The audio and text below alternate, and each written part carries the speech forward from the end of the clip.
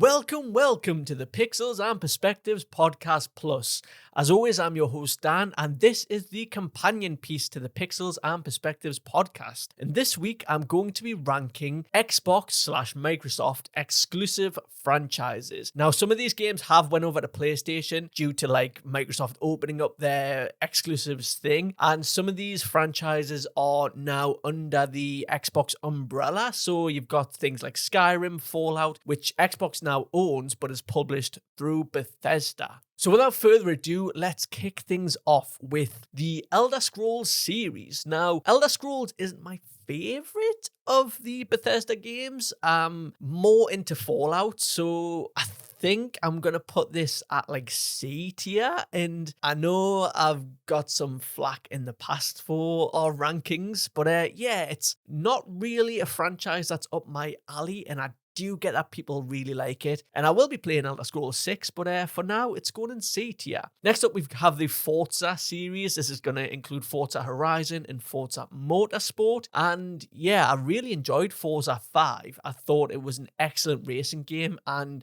I think whilst it isn't as arcadey as Need for Speed, which is what I like in my racing games, I'm not one for the ultra realistic simulator type games. I like racing games to just be simple and not have to worry too much about tuning my car and all that. I just want to race, I want to drive fast, and I want to win races pretty much. But Forza Horizon I think was a great game, and it's a great franchise. I'm not so much clued in on the Motorsport series, so for that reason I'm gonna give it a B tier. Next up, we've got an interesting one. It's Sunset Overdrive. Now, this one was developed by Insomniac Games, and I think it's really underrated. I did enjoy what I played of this game, and Insomniac have went on to make some absolute bangers. So I think Sunset Overdrive, if you haven't played it and you do like Insomniac games, it's an over-the-shoulder third-person action shooter game with great traversal mechanics, and you can see the foundations of Spider-Man as early as in this game. So for that reason, I'm gonna give it a C. Oh, next up we have Doom. And a little bit of a controversial opinion. I don't like Doom Eternal, but I do love Doom 2016. And I think the main issue with Eternal that I had was the ammo situation, because it encouraged you to use all the guns more, and the ammo was quite limited. And also the platforming in Doom Eternal was terrible, but Doom 2016 is just, it's near perfect. And for that reason, it's gonna bump up the rating. And I think the new Doom that's coming out next year looks great as well. So fingers crossed it's more like 2016 than Doom Eternal. So I'm gonna put this one in A tier. It would have been S if Doom Eternal wasn't as bad as it is, I'm gonna say. Next up, we have Crackdown, and the original Crackdown was one of the first games I played on the 360, and I just think it gets a bad rap. I know Crackdown 2 was very samey, but I still really enjoyed Crackdown 2. And then Crackdown 3 was a little bit of a mess, but it was still fun. And I think the franchise, if it were to come back, it has the potential to be great, but I've got to judge it on its merits. And I think, I'm going to go with a C tier for Crackdown. Next up, one of my personal favorite franchises of all time. It's Gears of War. And if you know me, you know I love this game. I love every single one, including Judgment, including Tactics, including Gears Pop, which RIP, that's not a thing anymore. But I love the third-person shooting mechanics. I love the cover mechanics. I don't think there's a third-person shooter game that is done as well as Gears of War. So that's definitely my S tier there. Next up, we have the Fable franchise, and this one's making a return next year, I believe. And whilst I didn't play the original Fable, I did play 2 and 3, and I really enjoyed them. And I'm very much looking forward to what the future holds for this franchise. So I'm going to give that a B tier, I think.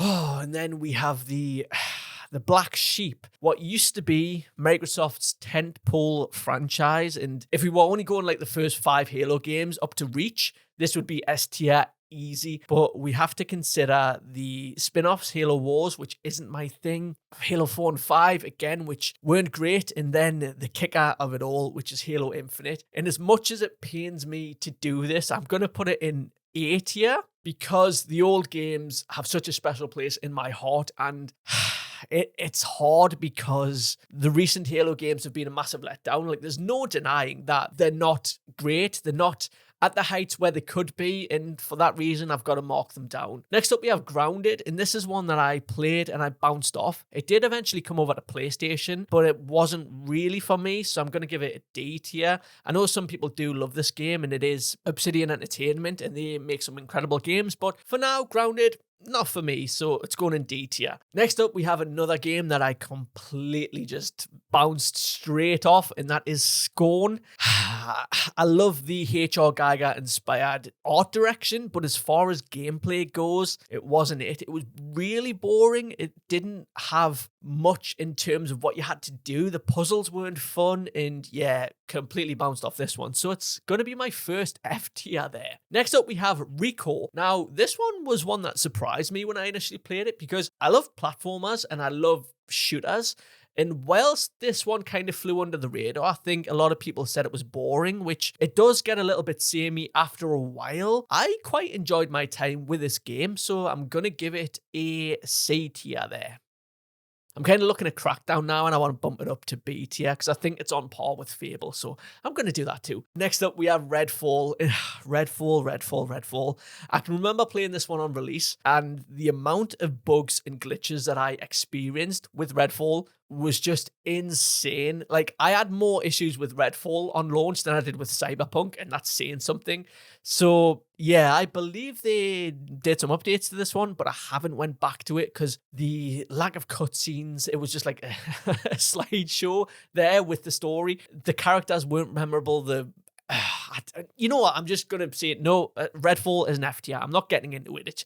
If you played Redfall, you know it's a terrible game. So yeah. And next up, we have another controversial one. It's Hellblade. And in terms of graphics, I think this is one of the best looking games ever released, but it's not really a gameplay heavy game. It's very much on rails, I would say, because it's so linear. You can't really go off and do your own thing. And I know there's collectibles and stuff that are kind of like on separate paths, but it's just like you get a fork in the road. You can go one way, get the collectible, but then you're going to have to go the other way anyway. And while I did enjoy my time with Hellblade, I can understand that it's not for everyone. And as far as a technical achievement goes, I think it's great, but I'm going to put it like middle of the road C tier because, again, the combat's not great. It's very linear and the story's not great either. Next up, we have Hi-Fi Rush, and this one's kind of bittersweet because of everything that went on with Tango Gameworks. But I think this game as a whole is incredible. It's such a fascinating game because it kind of came out of nowhere, and it was a surprise that it was as good as it was. And I think whilst the rhythm-based gameplay isn't for everyone, you can lower the difficulty down and just have a fun time with the game. The soundtrack is banging, the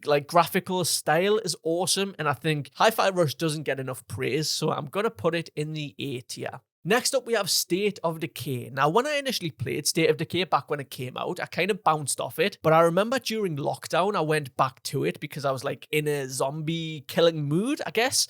And yeah, I completely just consumed State of Decay 1. It almost overtook my life. I was so set on building my settlements and just doing different things within the world. And then I went on to play State of Decay 2, and that basically improves on like everything that the first game does. There's so many more options, there's different maps and stuff like that. And I think it's an incredible franchise, and I cannot wait for State of Decay 3. So I'm going to give this one an S tier as well. Okay, next up, we've got another Bethesda game. It's Fallout. And again, if you know me, you know I love Fallout, and it's a no-brainer. That's S tier. Even if you include Fallout 76, which I hated, Fallout 3 is enough of a incredible game to bump it up to an S. I'm just ignoring the rest of it. And Fallout Shelter's great. Fallout 1 and 2 are great, but again, that's in the past, I don't know.